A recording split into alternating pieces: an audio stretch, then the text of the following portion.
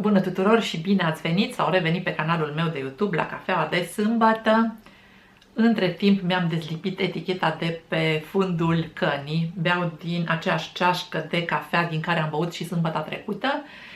Și pentru că uitasem să dezlipesc eticheta, este o cană nouă, relativ nouă, deja are vreo lună, dar totuși încă o consider nouă. Se vedea eticheta de hârtie și am primit foarte multe observații că am uitat să dezlipesc eticheta atunci când am spălat cana înainte de prima folosire. Ei, astăzi o să vedeți fundul cănii perfect curat. După cum vedeți, m-am pus pe cumpărături. Astăzi am pentru voi un haul Shein. Am făcut câteva cumpărături de pe Shein, site-ul acela foarte controversat, dar de pe care toată lumea cumpără. Și o să vă arăt ce mi-am cumpărat. Nu am luat foarte multe lucruri, dar pentru că mi s-au adunat niște puncte acolo în cont, pentru că am un sistem de recompensare pe bază de puncte, am zis că trebuie să le folosesc. Bineînțeles că am plătit și o diferență de vreo 100 de lei, 100 și un pic de lei. Și primul articol pe care o să vi-l arăt este această bluză cu care sunt îmbrăcată astăzi. Nu este tricou, nu știu cum se vede pe cameră, dar este de fapt un pullover, deci este materialul acela tricot, este ca și un pullover subțire cu mânecă scurtă, nu este tricou. Imprimeul meu preferat alături de buline și animal print dungile. Un tricou, un puloveraș cu mânecă scurtă cu dungi albe și roșii. Surpriza a fost când l-am primit că am văzut că are această dungă albastră la baza gâtului și tot la fel are și la mâneci o dungă albastră pe care nu o avea pe site. Era complet roșu cu alb, nu avea a treia culoare inclusă, însă nu îmi displace, având în vedere că o să-l port cel mai probabil și cel mai des la blugi, cred că se potrivește destul de bine. Am optat între varianta asta, roșu cu alb, și varianta verde cu alb, însă mi-am zis că am prea multe bluze verzi și să iau ceva roșu.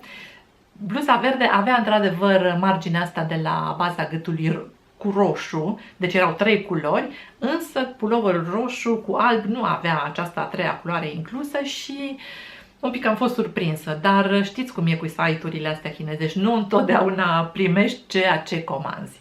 Deci ăsta este primul articol pe care l-am cumpărat și am zis că o să vă las și o să vă spun și prețurile pe care le-am plătit. Bluza asta a fost 38 de lei.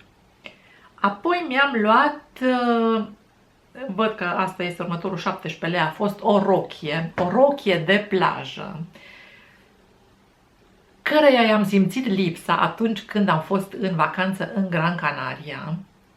Am avut haine suficiente la mine, este adevărat, însă îmi trebuia o rochie de plajă foarte subțire, foarte flu-flu, pe care nu am avut-o. Rochile pe care le-am avut cu mine, două rochii am avut, amândouă erau dintr-un jersey așa puțin mai gros, rochii potrivite pentru vara englezească, pentru că de acolo am plecat. Și aș fi vrut să am așa o rochie foarte subțire cu care să merg la plajă, pe care să o pot băga în rucsac atunci când nu am nevoie și n-am avut. Ei, acum am văzut pe Shein exact ceea ce îmi trebuia mie, o rochiță înflorată. V-am zis, 17 lei a costat și am pus comandă pentru ea. Când am desfăcut pachetul, prima impresie a fost wow, ce imprimeu frumos, ce culori frumoase, exact ca pe site, au corespuns exact culorile de pe site, însă materialul un pic, nu pot să spun neapărat că m-a dezamăgit, pentru că pentru plajă e potrivită, dar m-a surprins. Despre rochia asta este vorba. Așa arată, o să vă inserez pozele de pe site, nu o să fac un try-on, deci nu o să probez hainele pentru că nu am răbdare acum, nu sunt în dispoziția necesară, doar bluza asta care este pe mine. Materialul din rochia asta, știți cum este? Ca un fel de fâș, ca un material subțire de fâș. Scria pe site că este poliester, evident că eu știam că este sintetic, dar nu mă așteptam să fie chiar așa sintetic. Efect, dacă auziți cum sună, exact ca și fâșul sună. Dar fiind o rochie de plajă, m-am gândit că foarte bine, se usucă repede dacă o iei peste costumul de baie.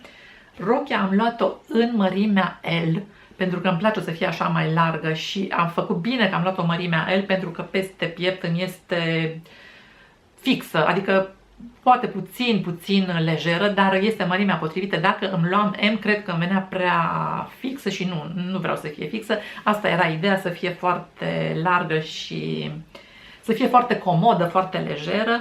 Îmi place mult imprimeu, îmi place cum îmi stă cu roz. Are aici un șnur care se desface. Și fiind sfârșit de vară, fiind sfârșit de sezon, a fost o reducere de 80% la rochia asta, v-am zis 17 lei pe o rochie. Și este foarte bine cusută, surprinzător pentru mine cel puțin. Mă așteptam ca rochile de pe Shein să nu fie atât de bine cusute, dar are și un tiv așa de bine finisat. O să încerc să vi-l arăt mai de aproape. Deci chiar bine cusut mi se pare, chiar fără niciun fir de ață care să tragă încoace sau încolo. Este o cusătură impecabilă. Și așa arată celelalte cusături. Asta este la baza gâtului. Așadar, acesta este al doilea articol. O rochie de plajă pe care sper să o folosesc cât de curând. Și acesta tot un fel de pulovăraș este. În mărimea M l-am luat. Și asta e M și asta e M, numai rochia este L. Este din firul acela care pe vremuri se numea PNA. Este un poliester evident. Este foarte lejeră și îmi place foarte mult. Îmi place tot ce este așa ajurat. Toate tricotajele ajurate îmi plac foarte mult. Culoarea este un alb murdar sau un alb culoarea untului mai degrabă, aș spune. Este o bluză lejeră. Este un pic mai lungă decât bluza asta de pe mine. Îmi vine foarte bine, sunt foarte încântată de achiziția asta. Îmi plac foarte mult puloverele, deci astea care sunt așa puțin mai groase, dar care să aibă mâneca scurtă sau chiar cum e asta fără mânecă. Mie nu mi-e frig niciodată la mâini. Și știu că eram cu sora mea într-un magazin la un moment dat și mă uitam tot așa la pulovere cu mânecă scurtă și era un second hand. Și știu că i-am zis, dacă mai vezi pulovere cu mânecă scurtă, arată-mi. Și zice, ție-ți trebuie? Așa s-a mirat. Și zic, da, îmi plac foarte mult. Și zice, vai, chiar mă gândeam, oare cine își cumpără pulovere cu mânecă scurtă? Zic, ei, uite, soră ta își cumpără pentru că îmi plac foarte mult. Nu mi-e frig niciodată la mâini și nu-mi place să fiu așa încotoșmănată. Bluza asta ajurată nu este pentru perioada asta, e adevărat, dar pentru primăvară-toamnă mi se pare minunată, sau chiar și pentru seriile răcoroase de vară. Asta este așa cu un fel de mânecuță Batwing. Nu știu cum se numește în românește, că nu-i spune liliac. Cred că mânecă fluture îi spunea, mânecă fluturaș, parcă pe vremea mea, atunci când foloseam astfel de termeni. Da. Bluza asta a costat, mă uit acum și vă spun, 34 de lei. Și bluza următoare, pentru că mai am o bluză, de fapt ăsta va fi un pulover, ăsta a costat 44 de lei, este un pulover cu mânecă lungă verde. Și anume acesta, un pulover în V, cu decolteu în V, în anchor, are și la mânecă dunga asta albă, are și aici V-ul ăsta foarte frumos. Mi se pare că îmi stă bine cu culoarea asta, asta e important, să ți se pară ție că îți stă bine, să fii tu mulțumit cum arăți atunci când te uiți în oglindă. Este un pulover mai scurt, un pulover nu este chiar crop, deci nu este chiar cu talia la vedere, pentru că nici nu port așa ceva, însă în ultima vreme mi-am tot cumpărat pantaloni cu talie înaltă și pantaloni din ăștia așa largi. Mi-am luat și niște blugi, v-am arătat eu de la Primark, niște blugi foarte largi care nu se potrivesc cu pulovere lungi care să-ți acopere fundul și ăsta mi se pare foarte potrivit. Este din nou subțire, nu este foarte gros. Evit puloverele foarte groase pentru că peste tot este cald, și în magazine, și acasă, și în stație nu mai trebuie să stau nu știu cât. Și dacă am puloverele din alea foarte groase care, dacă mai iei și o geacă pe deasupra, abia reușești să îți închizi geaca, parcă nu mă simt confortabil să fiu așa, să mă strângă, să mă tragă din toate părțile. Îmi place să fie moi, să fie pufoase și să fie călduroase, dar în același timp să nu fie foarte grosolane. Foarte mult îmi place și puloverul ăsta. I-aș da nota 10, 10 din 10, pentru că îmi place și coloritul, îmi place și materialul, îmi place și cum se așează pe mine și este un model din acela clasic care nu se va demoda niciodată. Puloverele astea se purtau, V-ul ăsta, și când eram eu în liceu, dar nu când eram eu în liceu, se purtau și am fost în liceu în anii 70-80, am terminat liceul în 82. Puloverele astea se purtau, am văzut și în anii 30, înainte de război, am văzut niște poze cu niște membri ai familiei mele rude, erau la munte și aveau pulovere din astea în V, exact cu decolteul acesta și cu dunga asta albă contrastantă. Alte haine nu mi-am mai luat, însă mi-am luat o eșarfă, asta. Este o eșarfă pătrată, cu negru și alb. De fapt, nu știu dacă este negru sau bleu marin. Cred că totuși este negru.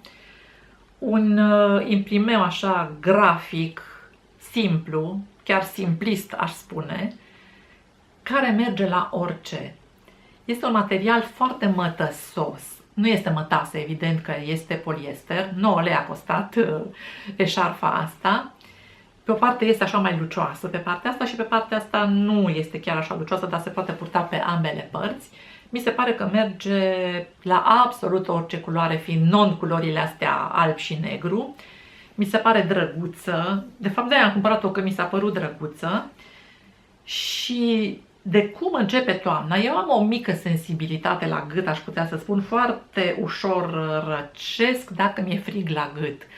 Și de cum începe toamna trebuie tot timpul să port eșarfe, iar asta mi se pare că o să meargă la toate gecile pe care le am. Am una roșie, una roz, una galbenă, una neagră și se potrivește, cred că, la orice. Vorba unei prietene bune: dacă ți-e cald la gât, ți-e cald peste tot. Ei, la mine așa este. Nu trebuie să-mi fie cald la picioare, nu trebuie să-mi iau șosete foarte groase, nu trebuie să-mi iau mănuși iarna neapărat. Însă trebuie să pun neapărat ceva la gât și dacă mi-e cald la gât, mi-e cald peste tot. O eșarfă care a costat 9 lei. Pe urmă mi-am cumpărat un, nici nu știu de ce l-am pus pe acest ancoș, un burete de vase. Scria acolo la descriere, 4 lei a fost ăsta, că este un burete foarte abraziv, care spală foarte bine vasele, îndepărtează murdăria. Într-adevăr, acum este un pic ud, pentru că l-am folosit deja, l-am adus din bucătărie. Nu prea pot să spăl vase cu el, pentru că, sau cel puțin nu vase mici, eventual cratițe sau castroane din astea așa mai mari, boluri mai mari. Este destul de rigid. Când se îmbibă cu apă, se înmoaie puțin.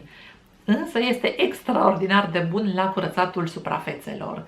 Când șterg blatul din bucătărie, când șterg faianța din jurul chiuvetei, curăță extrem de bine, nici nu mai trebuie să pun cif. Apoi am luat niște mărunțișuri, mărunțișuri fiind două brelocuri, ăsta fucsia, siclam, roz sau ce culoare vreți să îi spuneți, un pic, și încă unul argintiu. Sunt desfăcătoare de sticlă și așa arată. Nu e mare lucru, dar sunt foarte utile. Fiecare a costat 2 lei sau 2 lei 20. Eu am unul roșu, sau a fost cândva roșu. L-am primit în urmă cu mai bine de 20 de ani de la o bancă. Era un articol promoțional, era inscripționat numele băncii pe respectivul breloc, un desfăcător de sticlă. Atunci l-am pus la cheile de la casă și de atunci îl port în poșetă și nu pot să vă spun de câte ori l-am folosit și de câte ori și-a dovedit utilitatea, mai ales când eram în excursii sau când eram cu grupuri de prieteni și trebuia să desfacem o sticlă de suc sau o sticlă de bere. Cine are un desfăcător de sticle? O doamnă în poșeta ei, și le-am cumpărat acestea două pentru a le face cadou. Unul o să-i dau surorii mele și unul cred că o să-i dau lui Vlad, Vlad fiind băiatul meu, dar nu știu dacă Vlad are neapărat nevoie, pentru că el are tot timpul tot felul de scule la el și se descurcă. însă mi se par atât de drăguțe, sunt și foarte ușoare, nici nu sunt voluminoase ca să ocupe mult loc pe lângă chei și v-am spus, și-au dovedit utilitatea de nenumărate ori și mi se pare așa și un fel de amintire foarte drăguță pe care poți să o oferi cuiva. În Anglia, în America, în alte țări există obiceiul ca la Crăciun, pe lângă cadoul mare, pe lângă cadoul important pe care îl primește o persoană, să aibă ciorapul acela umplut cu tot felul de mărunțișuri, stocking fillers se numesc, și acolo se pun tot felul de ciocolățele și obiecte din astea foarte, foarte mici ca să umple cu cadouri ciorapul respectiv și asta cred că este o idee foarte bună pentru așa ceva. Și ultimul lucru pe care o să vi-l arăt este acest album pe care l-am luat în ideea de a-mi pune pozele din vacanță. Eu fac scrapbooking pentru toată familia, și pentru Vlad și pentru Cristina și surorii mele am făcut un album cu poze. Numai pe mine m-am neglijat și am zis că acum o să adun poze din excursiile noastre din ultimii 10 ani, câte o poză, două, nu mai mult din fiecare excursie sau de la evenimente importante, evenimente pe care nu vreau să le uit. Și mi-a plăcut mult faptul că este suficient de mare încât să încap poze puse așa pe verticală, dar și pe landscape, deși așa pe orizontală. Are 21 de file albumul acesta al meu. Carton gros pe care poți să lipești, este cu spirale. Mi-ar fi plăcut să aibă mai multe file, dar 21 ori 2 înseamnă 42 de pagini pe o parte și pe alta și are pe anglica asta cu care se leagă la margine. Mi se pare frumos, mi se pare un preț bun, am dat pe el 30 și... vă zic acum, 32 de lei am dat, cu reducerile pe care le-am avut, reducerile de parcă 15% am avut și am avut și punctele alea care s-au scăzut. În sfârșit, astea au fost cumpărăturile de pe Shein. Ați văzut că nu sunt foarte multe, n-am cumpărat extrem de multe articole. Mă uit așa în jur să văd dacă nu am mai lăsat ceva pe aici, pentru că aici pare ordine în spatele meu, dar de fapt este dezordine foarte mare în cameră pentru că am aruncat tot felul de lucruri, în afară de videoul pe care îl filmez acum pentru mâine, astăzi e vineri, pentru cafeaua de sâmbătă. Am mai filmat încă unul înainte și s-au adunat tot felul de obiecte în jurul meu. Da, asta a fost cafeaua de sâmbătă. 11 noiembrie? Da, 11 noiembrie este deja. În 15 noiembrie începe postul Crăciunului și putem cu adevărat să ne pregătim de Crăciun.